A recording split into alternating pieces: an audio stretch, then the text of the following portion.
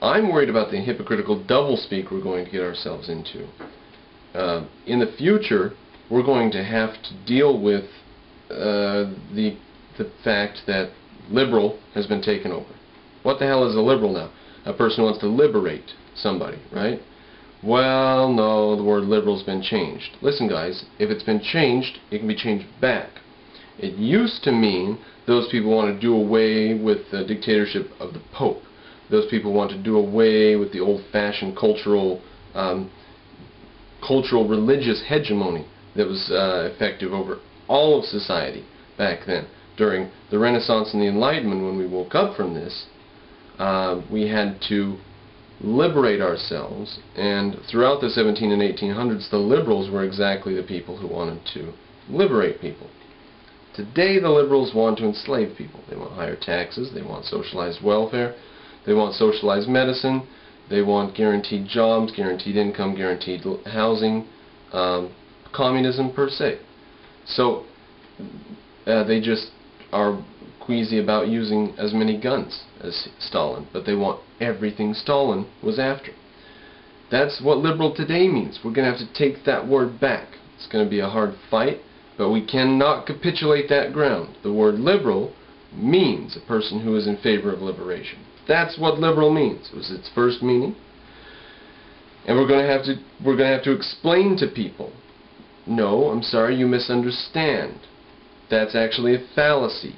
In the modern world, there's a misunderstanding about what liberal is. The word has been taken over by people who are not actually in favor of the values of what liberalism stands for. Now, we're going to have to take back the word capitalism. Capitalism does not mean a system based on pursuit of profits. That is not capitalism. Profit is not capitalism. Anybody, anywhere, in any economic system on the entire planet has to make profit on their endeavor, or else they're not going to be able to continue. So profit is not the distinguishing factor of capitalism. Everybody has to operate on profits. There's just the question of how large the profits are. So maximizing profits couldn't even be your definition of what it is. Because how do you maximize profits? That's not an essential. You can't define capitalism by that essential. We're going to have to take back capitalism, reclaim it, and say capitalism is the system that defends individual rights. That's what capitalism is, nothing else. We're going to have to take back the word liberal, and come on guys, we're going to have to take back the word selfish. Aristotle said the selfish man is the man who's full of virtue. Aristotle said pride is a virtue, guys. We're going to have to take back this idea. We can't leave them with the word selfish any more than we can leave them with the word liberal or with the word capitalism. And how about reality? We're going to have to take back the word reality. We're going to have to do it. Reality today means the delusion that is somehow put together by myself and my senses, or the reality around me, the other people, society, culture. That's what reality is, some sort of collective delusion or individual delusion or something. That's the meaning of the word reality today. We're going to have to take that back. We can't let them have that ground, and we cannot let them have the word selfish. So, is Ayn Rand doing a disservice by insisting that capitalism is a system of individual rights? A liberal is a person who's in favor of liberation. Selfishness is a virtue. I mean, look at the doublespeak. Look at the hypocritical doublespeak we're going to get into. If in the future we have to start explaining to our kids, to students, to the next generation of intellectuals, okay, look, actions that benefit the individual are not selfish actions, okay? If it benefits the individual, then it's an act of enlightened self-interest. But if it hurts the individual and the individual thinks it's supposed to help them, in other words, if they do it because they want it to help them, and yet it hurts them, that's selfish. But if they do it because they think it's going to help them and it does help them, that's enlightened self-interest.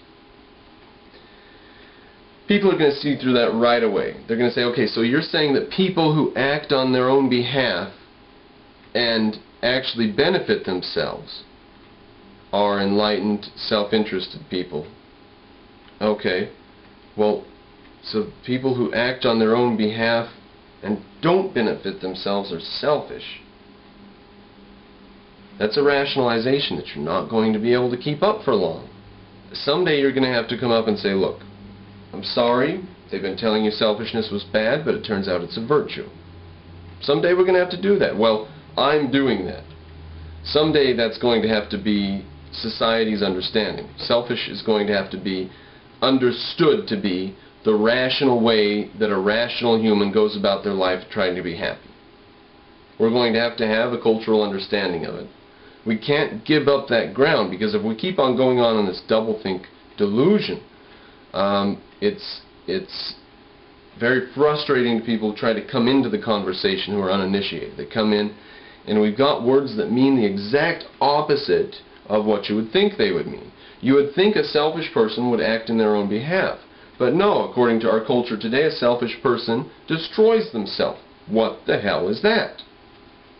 So we're going to have to take back that word and the word liberal and the word capitalism, and we're going to have to take back the word reality and the idea of sense perception and what is reason and what is logic.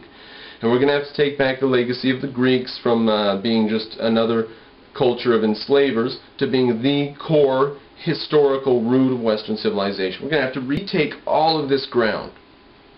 And you cannot get around it by saying, well, okay, selfishness has a bad name. Here's a good point that Leonard Peikoff made. He said, from now on we're going to call it gloopism.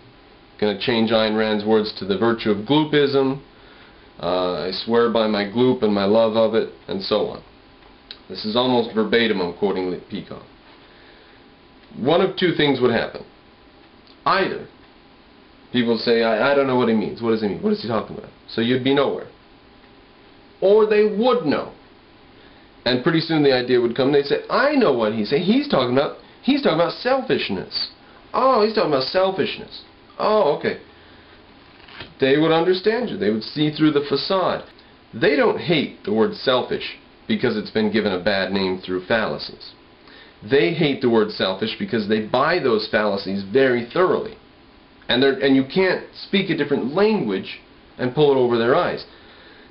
Look at the fact that they hate selfishness in Russian, in French, in German, in Japanese. Every single language across the world believes selfishness is bad and selflessness is good.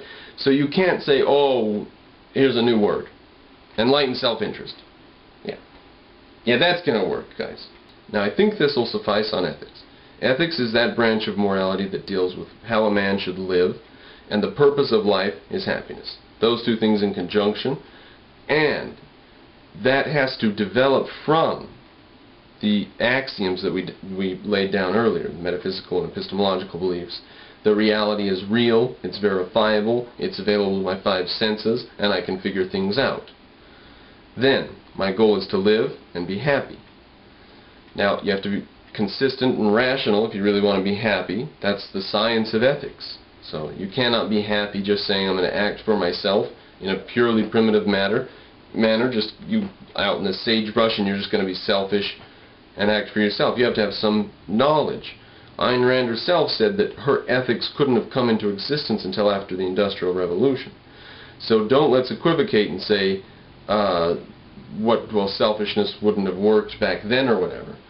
It is progress in philosophy that after certain things are said and demonstrated, other thoughts can be added to that. And this belief in selfishness as a virtue is an epiphany or realization or development that has come late, by necessity. Azrianoff and company think that they have the new way, think that they have the progressive path in philosophy. Little do they know, they are asleep while progress in philosophy happens before their eyes.